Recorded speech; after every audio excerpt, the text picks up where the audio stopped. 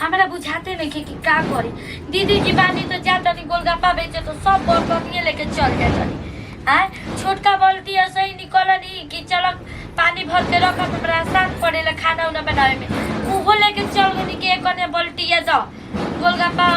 लावत औसन तो पानी पिए खातिर न दिक्कत हो जाता। उहो दे देनी बड़का तसला रहे उहो लेके चल मैं लेके चल जाता। ए कन्या काजी दीदी कहनी है ना कि जा तनी अब दुकानिया लेके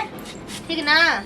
एथी मत करी। अरे ना दीदी दी तबियत ठीक ना के तो काहे के जाते भैया जी के कह दी चल जाए के। आई हम बचिया सब गुर माटी कर दिहल जा हमार बेचिहन जा हो जितना भी बेचिए ना उतना भी उधारी लगा के चलहन जा। आय मन नहीं खे कर सर्दी एकदम बुझा दे मियाँ एकदम थक गइल बा कनिया लेकिन का करी एक दू पैसा कमाए के बाद आदमिया मेहनतिया ना करिहन त कैसे काम चली। ऊ तो बात बोलही बाजी दीदी जानो तनी टोला मोहल्ला न जब हम बाहरी निकलत है न तब हमारे के ओन टोन बोलत रहत रानी खाए का कादे देवत ऐसा कहसन की औरत हो के जाती है गोलगप्पा बेचे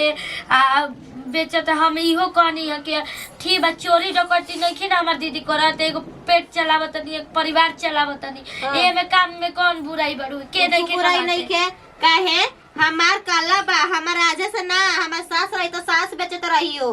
बेच देखा कनिया कमाए खाए से लाज लिहाज नहीं खे ठीक ना चोरी छिनारी नहीं की ना करत चोरी छिनारी जे घड़ी कर दी ना वो बहुत जाइते दीदी रौया ई बतिया सोचत सब नहीं के सोचत सब तो गलते सोचत रुए ज्यादा सोचे वाला के सोच ना बदलबू कनिया लेकिन हम सही बानी ना बस हम इतने जाना तनी अब गाँव टोला मोहल्ला में के तो कहता तो देखो गाँव टोला में के मेहरानू चाहे लड़की चाहे कोई भी आओ तो तू डायरेक्टे कहा कि हमारे घर में यदि नहीं जाए बड़ जेठ नहीं जाए तो हम घर में हम कोई के नावे देव हमारा साथे लगाव रखी चाहे हम बिगाड़ करी ठीक ना का करी जी दीदी हमर रौरे कहनी कि लड़ाई करने मत करियो तो हम नहीं खी लड़त ना तो उ लोग के तो हम बता देम कि कब सोचलो ना होइन जाके यही से कहतनी तहरा कि एथी मत करियो हन लोग से ठीक ना ज्यादा साठ घाट कोई से नहीं रखेला। अच्छा देखो आज हमनी में बना ता कनिया चाहे वाला चाहत ऐसा ना कि कैसे हुए हम दोनों गोतिनिया में बिगाड़ हो जाई बिगाड़ करे खातिर ढेर लोग चाहत अच्छा दीदी हमनी के पागल कुत्ता कटले बा देख ली रौरा ठीक रहम तो सब ठीक रही बिना आँख से देख ले बिना कान से सुन ले कोई के बात ना मानी तो कोई के लड़ाई ना होई अब कोई के सिखौला अब तहरा ऊपर बा हम तो भाई अपन देखते ही बारू कि अपन जब भोर से उठा तनी तो मैं अपन सौदा तैयार करतनी बनावतनी करतनी एने खाना पीना खा के चल जातनी दिन भर मोनिए रह जातनी तो तू ही ना घर चलेबू घर के अब तू ही ना सब देखभाल करबू अब तो हुआ से तो हम देखे नहीं कि अब भगवान हमार 4 गो आँख तो निकल देले 2 गो आँख ले बना के हम जाके फुचका बेच के आवत नहीं। बाप रे बाप दीदी हम जान गए दुनिया के कैसन सोच बा का से का बोलत रुए आए बताई आजकल बड़ बड़ घर के बिटिया बाड़ी सन कलेक्टर मलेक्टर वकील जज ओ कनी घर के बेटी चलत रोड पर हट पहन के तो आदमी नइखे कुछ बोलत कोई ना बोली हमनी अपन कमात खातानी ना देखरे में ढेर एथी कर अरे सब छोड़ा ना कनिया कहनी है ना कि देखा फुचका भी बचत रही ना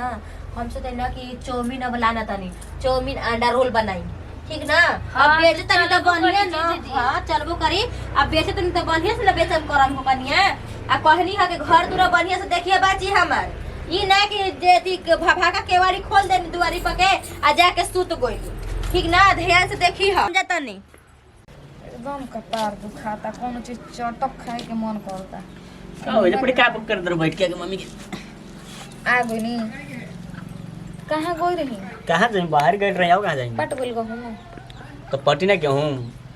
त काहे सगरो के खिसा हमरा पे उतारना जी अरे का खिस उतारा था नहीं हम खिस उतारा था तोरा पर बताओ हम तो दुगो बोलिए बोला नहीं खिस उतारा था नहीं हम खाली रोवा खातिर खाना बना के धइले बनी खाना वाला नहीं खे बनल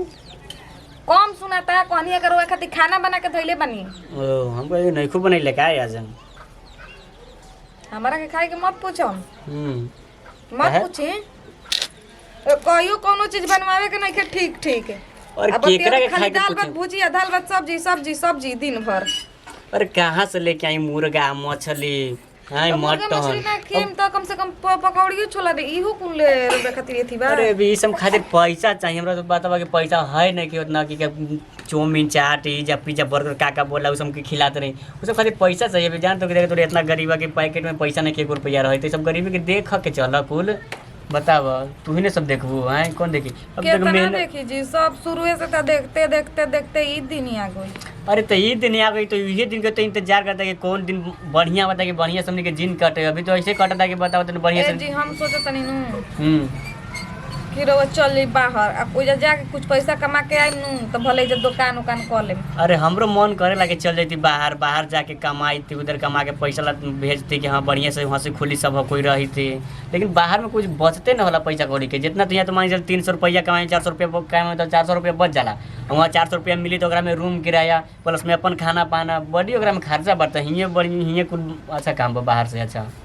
कुछ करम ना त इतने में कैसे जिंदगी हमनी के बीती जी लइका फइका ओई में होई त ओहनी के पढ़ाई लिखाई। अरे तो हम खुद समझता नहीं कि पढ़ाई बा लिखाई बा इतने में कैसे करब हम ना कैसे करब इतने कमाई कमा के करम पढ़ाई में लिखाई। चल हाथ मुंह धोई खाना दे तनी खा ठीक बा निकाल खाए खातिर। तो यो टेंशन में रहता टेंशन में तो रहत दे गला लेना। ये फुचका फुचका होला आ गइल बा फुचका 10 रुपया धोइले बानी हम ए देना दे ले लो फुचका लिए फुचका आ गइल बा फुचका ले ला जा हो बहिनी आ गइल बच्चा ना फुचका भूजा ले ला जा हो लिए फुचका आ गइल बा ले ला जा हो बहिनी खूब सुंदर सुंदर आ गइल बा फुचका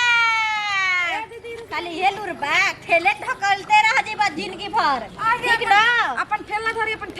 नहीं धइले बनी कनिया लेबू हां का लेबू ले के तो सब कुछ मन करता का चीज हो कनिया ले लो अब यही में अति बच्चा ना है ये बा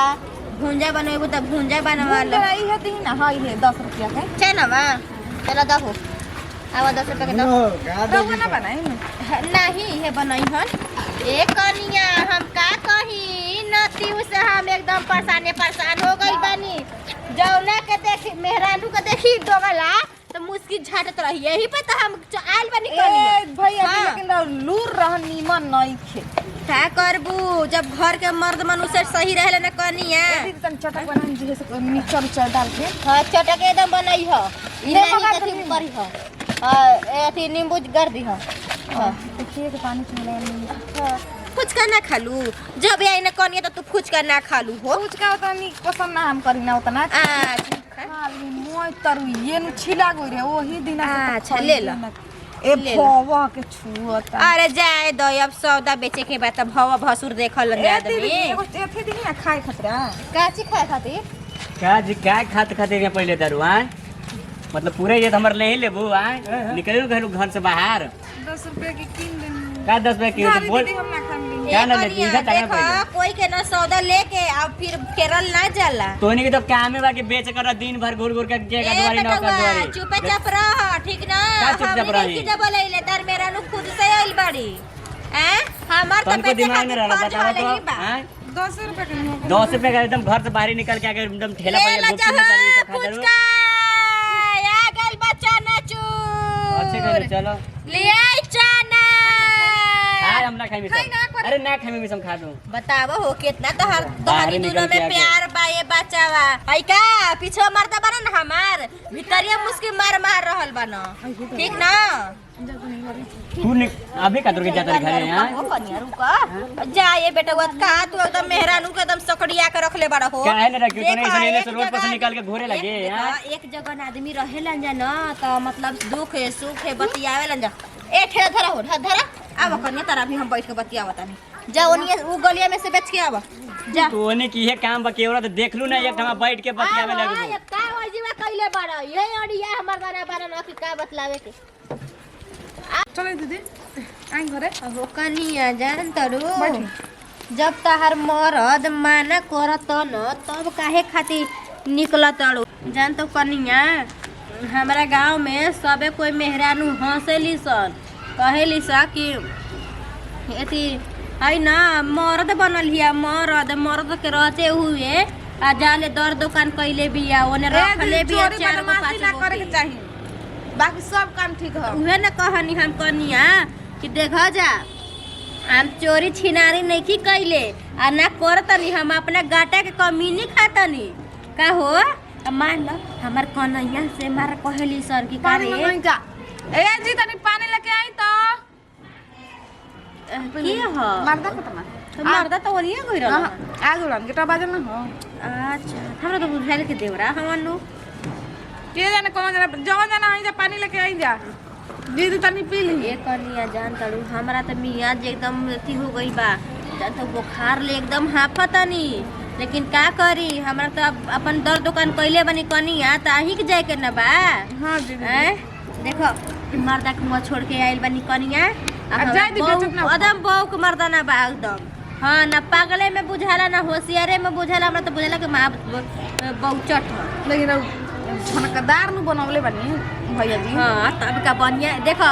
ई सब बनावे करे में लजा उजाला नहीं बस बेचे में चिल्लाइबे ना करेलन वहे कि का चिल्लाए के बारे बेचाई त बेचाई अच्छा बताओ चिल्लाइबे ना तब जनियन कैसे लोग एगो भोपू लगवा दी जब दबियन बाजी तो चिन्हा जाई कि अरे हाँ कहत रहलन गाना लगावे खातिर कनिया तो हम गाना कहनी के ना ना ना ठीक ना लागेला सरगुल ए कनिया हम जातानी न काहे कि अथी हो जाई हो देखा हिया तहर जानवा बा